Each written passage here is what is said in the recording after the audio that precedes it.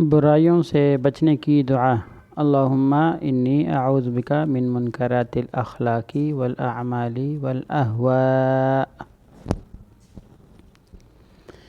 خاموش رہنے کے 4 بڑے فائدے۔ خاموشی آپ کو اپنے مقصد پر توجہ مرکوز کرنے میں مدد دیتی ہے۔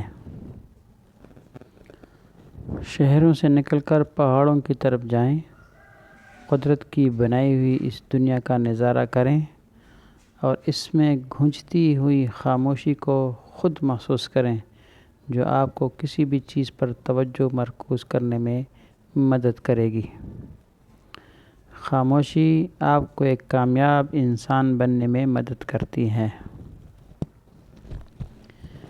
مطالعے سے پتہ چلا ہے کہ ہر کامیاب انسان کے پیچھے اس کی خاموش محنت کا ایک بہت بڑا کردار ہے۔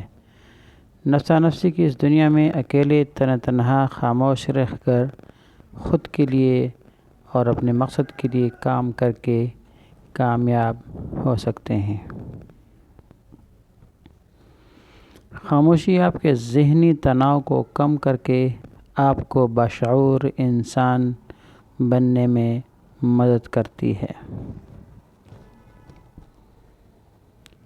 خاموش رہنے والا انسان دوسروں سے زیادہ ذہین ہوتا ہے کیونکہ وہ خود خاموش رہ کر دوسروں کی باتیں سنتا اور سمجھتا ہے۔ وہ بولنے سے زیادہ سنتا ہے، وہ بتانے سے زیادہ جانتا ہے، اس لیے وہ ذہین ہے۔ خاموشی آپ کو اپنے رب سے جوڑتی ہے۔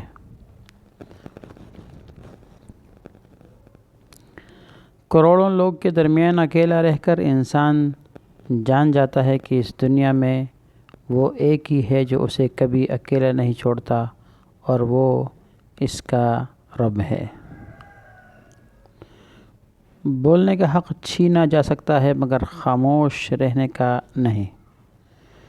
جب درد حد سے بڑھ جاتا ہے تو انسان روتا نہیں بلکہ خاموش ہو جاتا ہے۔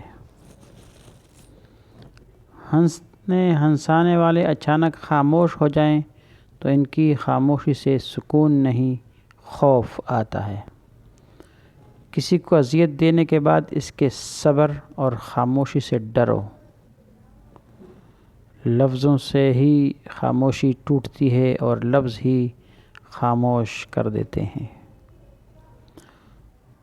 2 چیزیں انسان کی کمزوری کو ظاہر کرتی ہے، جہاں بولنا ہو وہاں خاموش رہنا اور جہاں خاموش رہنا ہو وہاں بولنا۔ محنت اتنی خاموشی سے کرو کہ تمہاری کامیابی شور مچا دے۔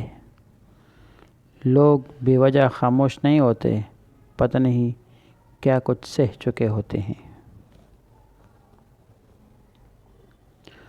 الفاظ سے بھی کہیں زیادہ دوسرے بندے کی خاموشی تکلیف دیتی ہے۔